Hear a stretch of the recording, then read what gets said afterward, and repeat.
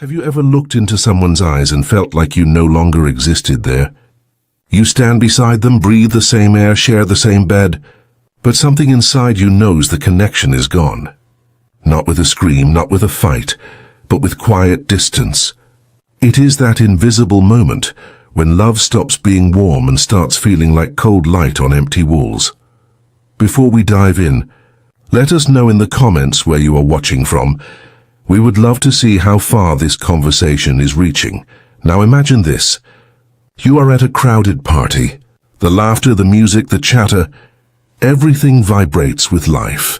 You step away for a moment, maybe to grab a drink, and when you turn around, everyone has paired off. You are the only one left standing alone. That hollow ache in your chest, that sinking question, when did I become invisible? That is the same feeling many men wake up to inside their relationships. You did not even see it happening. You just woke up one morning and realized the power, the respect, the balance had quietly shifted away from you, and it is not random. It is not bad luck. It is psychology.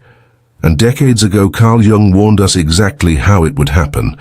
Jung said, "Until you make the unconscious conscious, it will direct your life and you will call it fate." Think about that. Every action, every reaction, every argument you have ever had might not even be coming from you. It might be an unseen pattern pulling your strings while you believe you're making choices. Every night you lie next to her. She sleeps peacefully while your mind runs circles. And somewhere deep inside, an invisible crown forms above her head. A crown you placed there yourself. Each time you apologized for existing, each time you silenced your truth to keep the peace, each time you let her test you and you folded, you added another jewel to that crown. But here is the strange, almost tragic twist Jung would have loved. She did not ask for that crown. She simply became the queen of a kingdom you surrendered. Jung wrote that every man carries within him a hidden feminine image, an inner figure that shapes how he sees women, what he expects from them, and how easily he gives away his strength. You are not losing your power because you are weak. You are losing it because you are asleep, trapped in a projection of your own making. You started as the man who knew who he was, confident, certain, unshaken. Then months went by, and slowly you began asking permission before you acted. You began shrinking yourself so she would not feel uncomfortable. You began apologizing for opinions that once defined you, and now you barely recognize the reflection in the mirror. But this is not hopeless. It is just unconscious, and the moment you make it conscious, everything begins to shift. Here is what Jung discovered about love that few people dare to say out loud. Where love rules, there is no will to power. And where power predominates, love is lacking. The moment your relationship became a struggle for control, the love began to die. Not because she wanted to hurt you, but because you failed a test you never even knew you were taking. That test began the first time she challenged your boundary, and you gave in. The first time she withdrew affection and you chased it. The first time you believed peace was more valuable than self-respect. Now you live in her world, a space where her emotions dictate your behavior, where your silence is interpreted as guilt, and your calmness as indifference. She moves through your shared life like a queen in her palace, and you, once the king, stand there wondering when your crown disappeared. But women do not consciously decide to test men.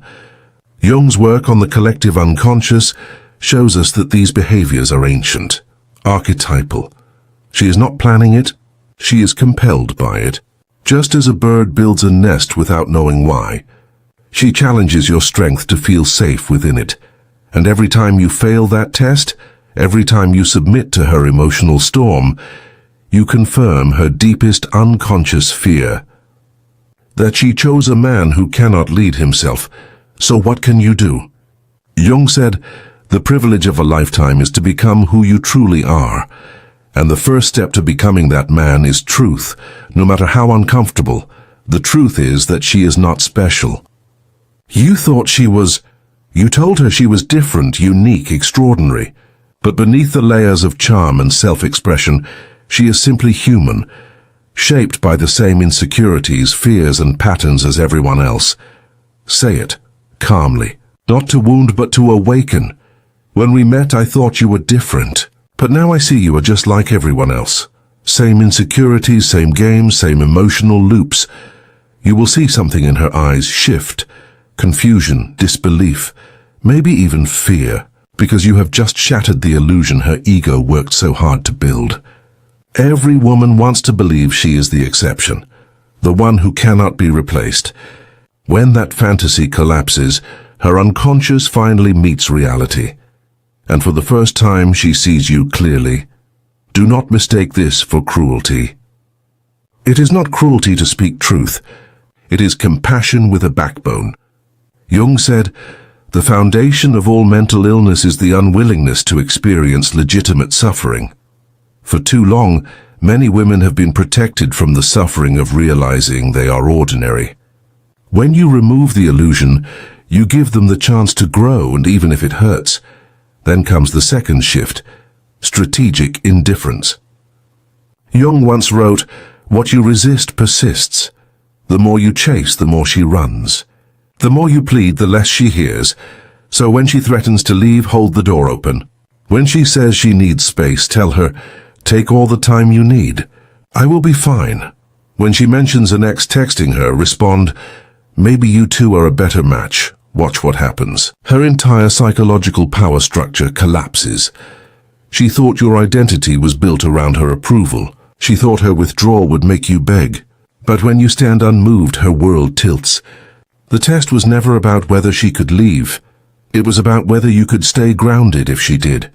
I once knew a man whose girlfriend told him she wanted to see other people. Most men would panic. He smiled and said, "That is probably the smartest thing you have said all week. Thank you." That single sentence broke her manipulation completely. She froze, realizing he had seen through the illusion. Jung would call that the moment of shadow integration, when the unconscious manipulation becomes visible and both people are forced to face the truth. Here is what most modern advice gets wrong. Women do not want a man who needs them. They want a man who chooses them. You cannot choose someone if you are terrified to lose them. That is not love. That is captivity. And then there is the third truth, one that cuts deeper than the rest. Women believe their sexuality is their ultimate power. It is what makes them feel irreplaceable, untouchable, magnetic. But that power only exists if you believe in it. The moment you see it for what it is, a temporary illusion, it loses its control over you. You do not need to insult her. Simply speak calmly, almost detached. Honestly, the physical part of our relationship was always fine, but never extraordinary. It was just normal. She may smile at first, but the silence that follows will say everything. Because deep down, every woman fears she is ordinary in that way. You did not humiliate her. You freed her from the lie, and now the mirror turns. Jung said, "Everything that irritates us about others can lead us to an understanding of ourselves." Women constantly compare their relationships to others, their friend's boyfriend, the couple online, the fantasy she builds in her head. Turn the mirror back, gently. You know, my friend's girlfriend never tries to control him. Maybe I picked the wrong type of woman. The reflection will sting, but truth always does before it heals. When she attacks you with emotional tests, agree with her. Not sarcastically, no, sincerely. You are not a real man. You are right. A real man would not tolerate this. She says the spark is gone. You nod. I agree. We should stop wasting each other's time. When you stop fighting her projections, the projections fall apart. Jung said, "The pendulum of the mind alternates between sense and nonsense, not between right and wrong." She does not want an argument. She wants reaction. Stop giving her that, and the entire game collapses. I once saw a man calmly agree with every insult his partner threw at him in public. Then he stood up, said, "You are right, I am pathetic for allowing this," and walked out. In that moment he became something rare, conscious. He faced his shadow and transformed it into power. But many men still believe vulnerability will win back love. They cry, confess, share fears, hoping it will bring closeness. Instead, it kills attraction, not because women are heartless, but because in the unconscious mind, the protector is not supposed to need protection. When you reveal the wounded child inside, she no longer feels safe leaning on you. There was even a study in Stockholm that proved this. When men stayed calm during female emotional storms, women's stress hormones dropped faster than when the men tried to comfort them. Biology itself is telling the truth. She feels safest when you do not crumble. When you master calm detachment, something shifts. She begins to work for your attention again. She wants to earn your presence. Because for the first time, she cannot predict you. Jung said, "Where your fear is, there is your task."